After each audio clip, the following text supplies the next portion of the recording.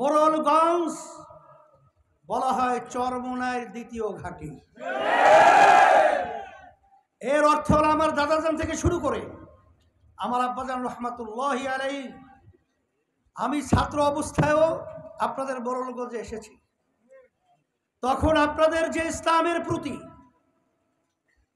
যে দরদ এবং আপনাদের যে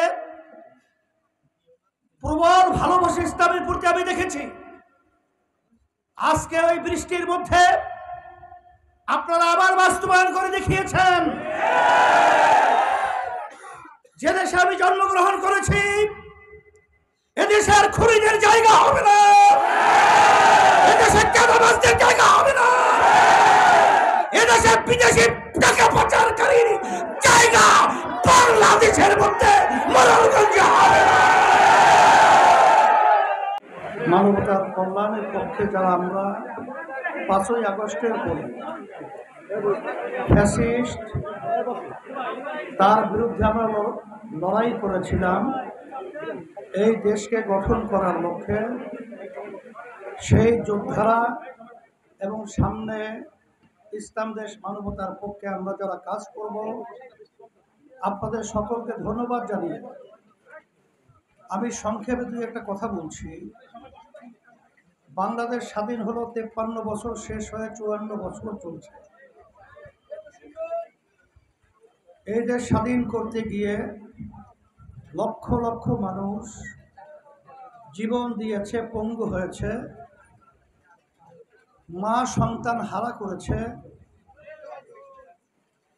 আমাদের মূলত 3টা স্লোগান ছিল: সাম্য, মানবিক মর্যাদা, ন্যায় বিচার প্রতিষ্ঠা। কিন্তু বাস্তবে যারা দেশ পরিচালনা করেছে এদের মাধ্যমে আমরা একটাও বাস্তবায়ন বাংলাদেশে দেখি নাই।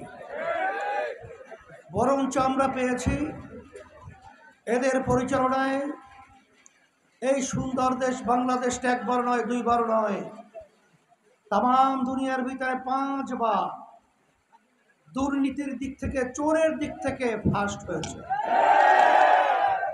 আমরা এদের পরিচালনায় পেয়েছি হাজার হাজার মায়ের কোন সন্তান হারা হয়েছে।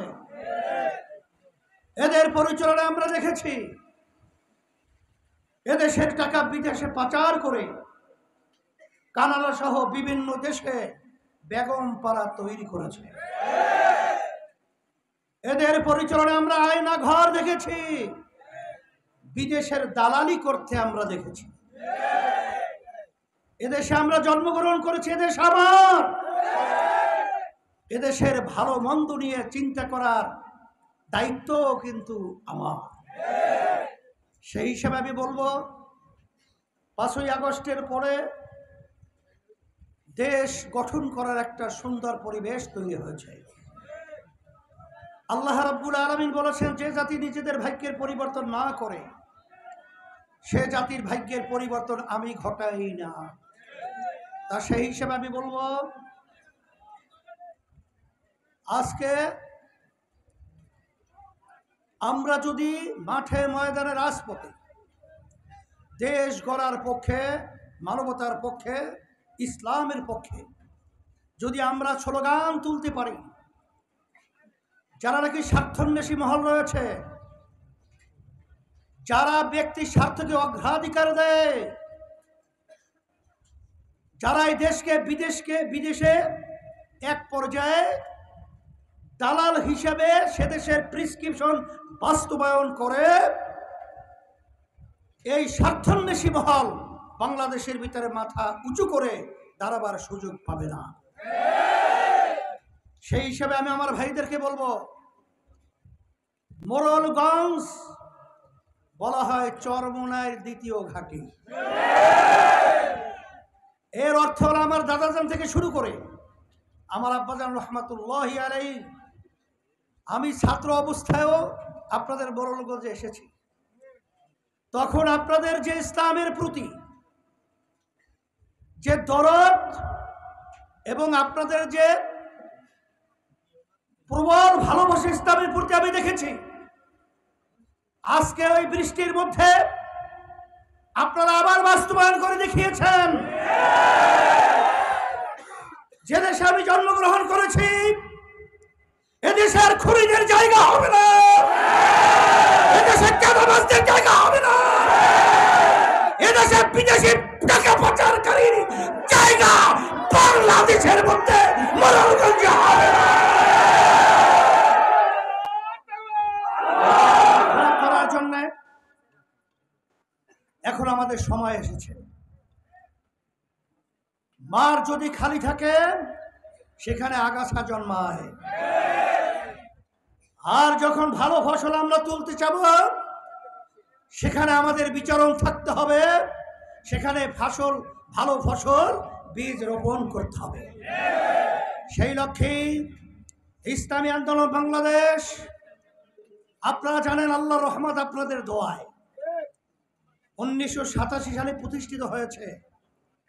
অদ্যাবধি পর্যন্ত ইসলামী আন্দোলনের মূল এবং তার সহযোগী সংগঠনগুলো কোনো কালির ছাপ আল্লাহর ফজল করমে তাদের গায়ে কেউ লাগাতে পারে না।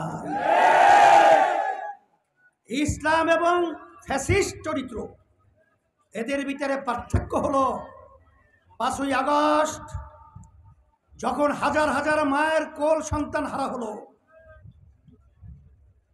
যখন আপনার প্রশাসন সহ সর্বত্র নিয়ন্ত্রণের বাহিরে চলে গেল, তখন কিন্তু দেখেছেন ইসলামী আন্দোলন বাংলাদেশ, তার সহযোগী সংগঠনগুলো এবং যারা ইসলামকে দেশকে ভালোবাসে তারাই দেশকে যেন ভারত সহ তারা যেন অশান্তির একটা পরিবেশ তৈরি করতে না পারে, সেই জন্য কিন্তু আমরা আমাদের হিন্দু দাদুদের এবং অন্যান্য বিজাতি যারা রয়েছে তাদের জান মাল এবং তাদের উপাসনালয়গুলো আমরা এক পর্যায়ে পাহারার মাধ্যমে ক্ষতি যেন না হয় দায়িত্ব পালন করেছি।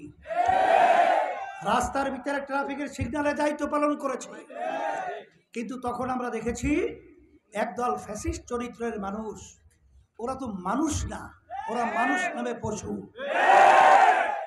তখনও মায়ের কান্দা বন্ধ হয় নাই, তখন মা গলা ফাটা চিৎকার করছে আর কলিজা ফাটা চিৎকার করছে যে আজকে কয়দিন পর্যন্ত আমার সন্তান আমাকে মা বলে ডাকছে না। সেই অবস্থায় ওরা নেমেছে চাঁদাবাজি করার জন্যে, স্টেশন দখল করার জন্যে, ঘাট দখল করার জন্যে। এই চাঁদাবাজদেরকে, খুনিদেরকে, টাকা পাচারকারীদেরকে আর বাংলার জমিনের মধ্যে মাথা উঁচু করে দাঁড়াবার সুযোগ করতে দেওয়া যাবে না। সেই হিসাবে সকল উদাত্ত আহ্বান জানাবো, আসেন ওয়াতাআওয়ানু আলাল বিররি ওয়াত তাকওয়া ওয়ালা তাআওয়ানু আলাল ইসমি ওয়াল উদওয়ান। রব্বুল আলামিন বলেছেন তোমরা ভালো কাজের সহযোগিতায় থাকো, খারাপ কাজের বিরোধিতায় থাকো। আমি সেই হিসাবে বলবো যে এই মোড়লগঞ্জের মাটি ইসলামের ঘাঁটি। এই মোড়লগঞ্জের মাটি বিশেষ করে এই বাংলাদেশ সুন্দর কল্যাণ রাষ্ট্র তৈরি করার ঘাঁটি।